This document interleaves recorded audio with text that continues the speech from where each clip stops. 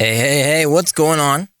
Jacob Zimmerman here, doing something a little different. Now, I'm used to doing a podcast, but I thought I would switch it up a little bit, kind of start something new here that I'm going to do every once in a while. I don't know how consistent I'll be with this, but this is sort of a solo mini podcast, going to be maybe about 5-10 minutes, and this is kind of inspired by a couple other people. There's two guys I watch on YouTube. I'm a big NBA fan.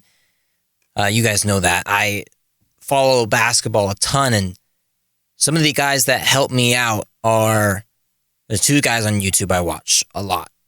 One, Kenny For Real, a.k.a. King of the Fourth Quarter. Another guy, Rusty Buckets. Now, what these guys do is they will do not live, but post-game reactions to NBA games, specifically playoff games, but they've done some here in the regular season, and I kind of wanted to do that, give my take on it, but it's not going to be about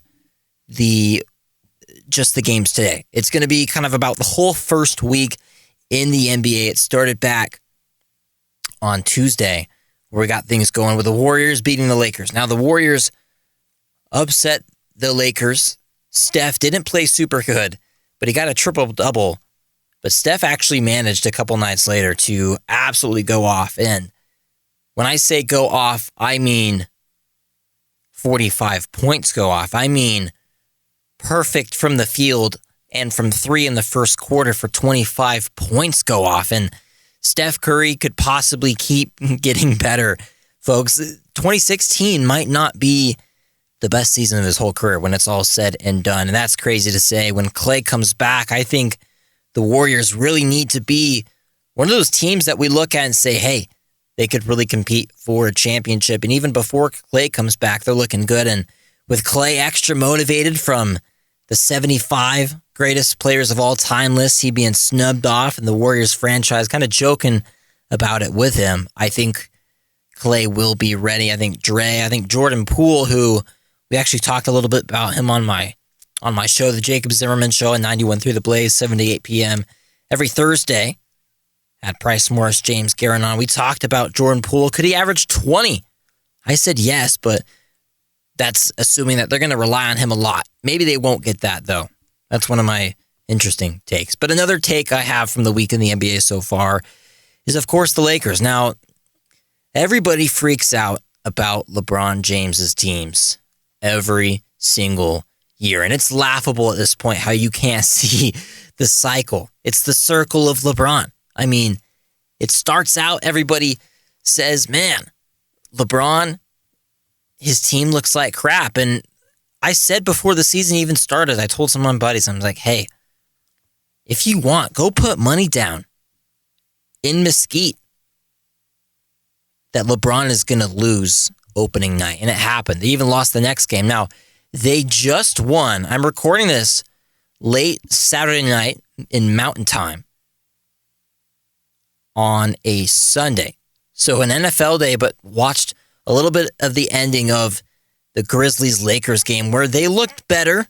They finally got their first win of the year. Now, LeBron started off really slow. He was 2 of 11, and they had the lead in the third quarter when he was 2 of 11. I said, I was with my buddies at Texas Roadhouse, and I was saying, hey, if the Lakers are winning and LeBron is 2 of 11, that is the best possible sign you could see from Los Angeles. Because LeBron has had a great start to the year, especially from 3.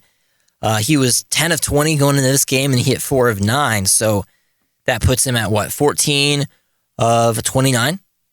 That is very good. That's almost 50% on the year. I think he's going to finish probably about 36% on the year, which is great for him. The Hornets beat the Nets. Now, can the Hornets make the playoffs? I don't know. But LaMelo, I think he's actually going to be an all-star this year. I heard Miles Bridges went crazy. Yeah, 32 in the box score, 3 of 5 from 3. If he's doing that, 11 of 12 from the free throw line, this guy, he's the definition of continuing to improve every single year. None of this Ben Simmons crap.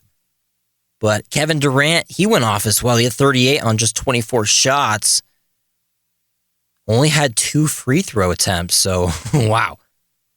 James Harden, 6 of 16 for 15 points. So nobody's worried about the Nets right now. They're struggling a little bit, but they will round into shape even without Kyrie by the time they get to the playoffs. Another guy that's really showed out has been Jalen Green here in week 1. Jalen Green, looking at the box score now, 8 of 10 for 30 points. 8 of 10 from 3? Wow. Only lost by 10 against the Celtics when they had good performances from Tatum and Schroeder and Horford. So they even won with, it looks like they didn't even play with Brown. But the Rockets aren't going to be good for a couple of years. But it's good to see Porter Jr.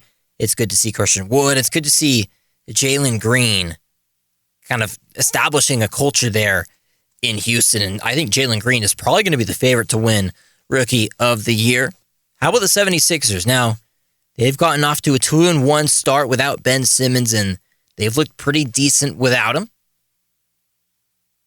Looking at the box score here, Joel Embiid, 8 of 15, 22 points. How about Seth Curry? I've always wanted to see Seth and Steph Curry on the same team on the Warriors, or maybe back in Charlotte. That'd probably be the best place for it. But Seth Curry going 7 of 10 from 3.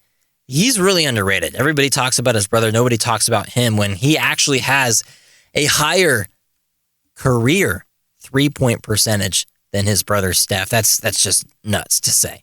Some of these other teams looking through the Bucks. The Bucks have done pretty well to start the year. They had an off loss to the Heat, but then they responded against the Spurs. I think that Heat loss was really predictable.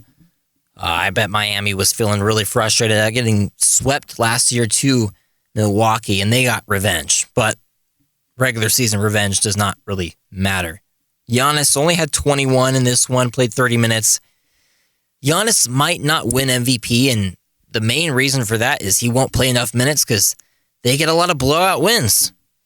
How about the Chicago Bulls? They are 3-0 on the year. I laughed when I saw the spread at the sportsbook in Mesquite, Nevada. Was only, I think it was -8 Bulls against the Pistons with no Cade. Are you kidding me? Easy. Take that all day. 97-82. What else do I want to talk about before I wrap this up? Oh, I did a bet. I placed a bet. I don't do this very often, but I placed a parlay. Now, I placed this parlay because I think if there's anything I can hang my hat on, it's knowledge of the NBA. And I don't want to be one of those guys who goes and blows their money all the time at the casino. I don't do any other games. I only bet on sports. And I had a parlay. It was $10. I only put in $10, but the payout would have been $1,800. It was all parlays. And let me tell you, I was really close to hitting. These were all Saturday games. I bet on every single game. But the Cavaliers beat the Hawks when they were not supposed to, and the Pacers beat the Heat when they weren't supposed to, and the spreads did not go according to plan at all.